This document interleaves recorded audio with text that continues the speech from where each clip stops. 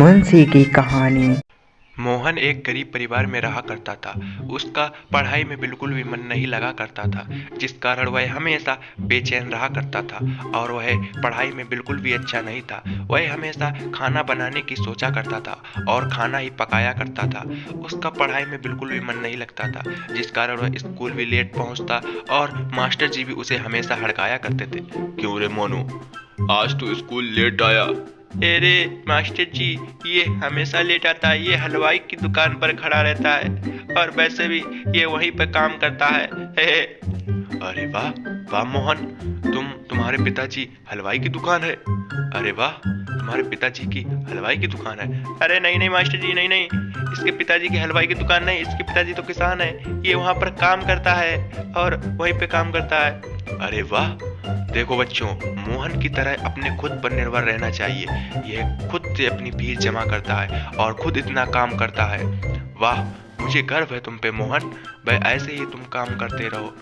अरे नहीं नहीं मास्टर जी, आप मेरी बात क्यों नहीं समझ रहे हो। यह वहीं पर काम करता है ताकि इसे कुछ खाने को मिल जाए, और अब यह भी नहीं पता है कि ये मोहन है कि क्या है। और वैसे भी इसका मन तो बिल्कुल भी नहीं लगता। अरे चलो शांत रहो बच्चों, शांत रहो। और देखो मोहन, तुमको स्कूल भी जल्दी आना होगा, ठीक है।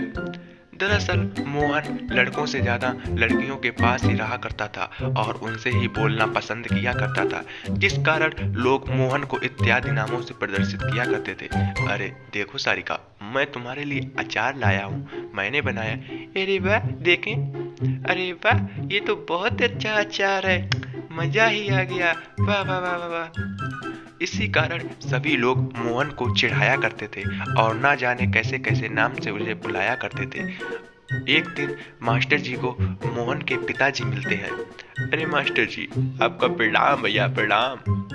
अरे आपका बेटा तो पता नहीं क्या करता है। तभी एक दिन मोहन स्कूल में जाता है और बच्चे तंग कर रहे थे। तभी वहां पर एक बच्चा मोहन के बैग से बेलन को निकाल लेता है। अरे अरे अरे, ये क्या हो रहा है? हाँ, ये तुमने एक कच्चे को क्या भैंस खाना बना रखा है? अरे देखो मास्टर जी, इसके इसके बैग में ये बेलन निकला है और ये पता नहीं क्या क्या बकवास चीजें लाया करता है। देखिए देखिए। अरे नहीं नहीं मास्टर जी, मैं कुछ नहीं कर रहा था। ये लोग मुझे परेशान करने लगते हैं जब मैं अकेला होता हूँ, मेरी मदद करें। अरे अरे बच्चों, चलो शांत रहो। और वैसे भी आज तुम्हारे रिपोर्ट कार्ड आ गए हैं।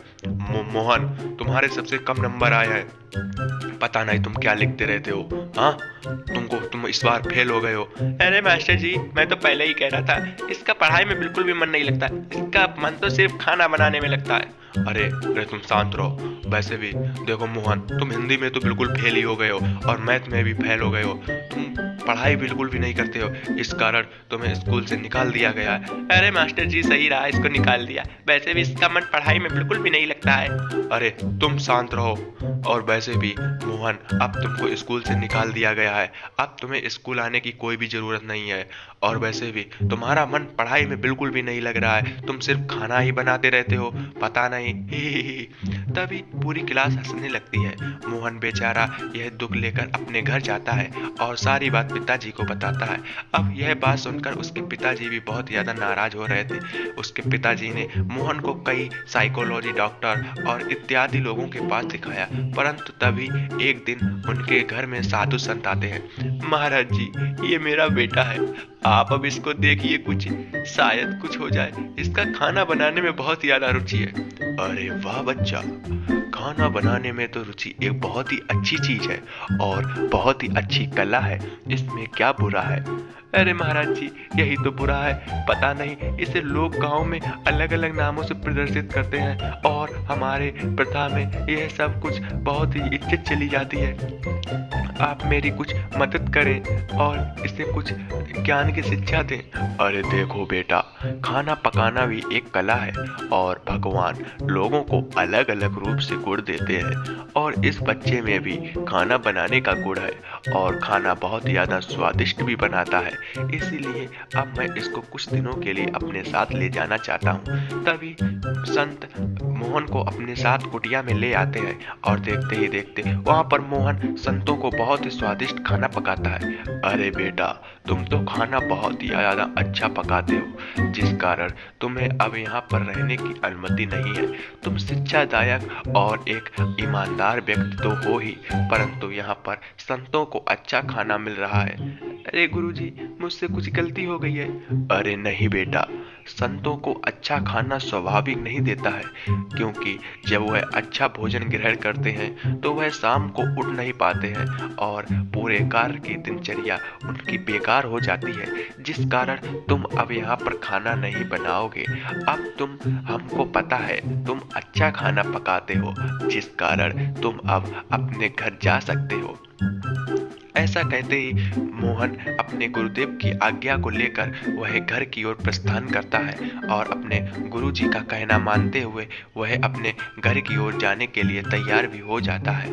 अब वह लोग अपनी आखिरी वार्तालाप कर रहे थे, तभी गुरुजी उसे आज्ञा भी दे देते और फिर जाते वक्त भी मोहन जैसे ही अपने गांव पहुंचता है तो वहां पर पेड़ के पास कुछ लोग बैठे हुए मिल जाते हैं। मोहन जैसे ही वहां पर पहुंचता है तो कुछ लोग उसे फिर से चिढ़ाने लगते हैं। तभी गांव में एक मुखिया जी की, जो बहुत ही ज्यादा अमीर थे, उनकी शादी थी, उनकी बेटी की शादी थी और वहां पर हलवाई लोग आए थे और वहां पर मोहन भी उस हलवाई की दावत में था।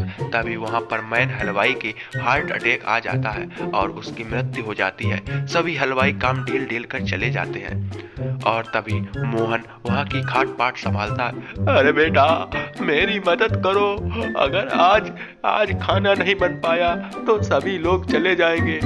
अरे अरे चाचा जी, आप दिक्कत मत लें, मैं खाना पूरा बना दूंगा।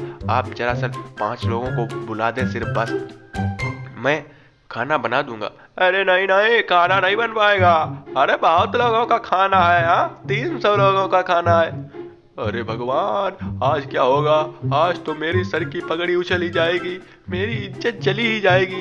ए बेटा मोहन, तुम कुछ भी करो, खाना बना कर दो मुझे, हे भगवान। अरे अरे चाचा जी, आप क्यों परेशान हो रहे हो? बस आप 5 लोगों को बुला दीजिए, मैं खाना यूं बना दूंगा, आप परेशान होने की जरूरत नहीं है।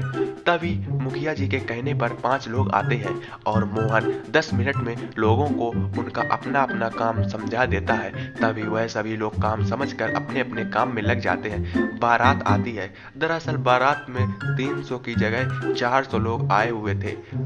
अरे अरे मुखिया जी, इसमें 300 की जगह तो 400 लोग हैं। अरे भगवान, क्या होगा? ए बेटा मोहन, 300 की जगह पर 400 लोग आए हैं, अब क्या होगा? पहले बारातियों को खाना खिलाते हैं, गांव वालों को बाद में खिलाएंगे। अरे चाचा जी, आप क्यों परेशान हो रहे हो? जब तक बाराती लोग खाना खाएंगे तब तक हम लोग वो गांव वालों के लिए भी खाना बना देंगे। अरे बेटा, तुम्हारी बात सुनता हूँ तो सुकून मिलता है। अरे बेटा कुछ करो। चाचा जी, खाना तैयार है। तभी बारातियों को खाना खिलाया जाता है और साथ ही साथ बारातियों को खाना खिलाने के बाद में गांव वाले भी उसी में खाना खा लेते हैं और खाना की पूर्ति पड़ जाती है। यह सब देखकर मुखिया जी बहुत ज़्यादा खुश होते हैं और गांव-गांव में जाकर खुद चर्चा फैलाते हैं। तभी मुखिया जी उसके पिताजी के पास भी जाते हैं। अरे अरे बेटा, तुम्हारा बेटा तो बहुत ही ज़्यादा अच्छा है। हाँ मुखिया जी, आप तो जानते हैं, परंतु उसकी खाना बनाने में ही रुचि है और वैसे भी लोग उसे अलग अलग नामों से बेइज्जत करते हैं। मैं नहीं चाहता हूँ कि वह बेइज्जत हो। अरे बेटा, लोग हैं वो तो कहेंगे ही, और लोगों का ये स्वभाव भी है। लोग आजकल सुनते किसकी हैं? तुम्हारा बेटा खाना बहुत ज़्यादा अच्छा पकाता है और मैं उससे बहुत ज़्यादा प्रसन्न हूँ। आगे की कहानी देखने के लिए सब्सक्राइब करें और देखते रहें।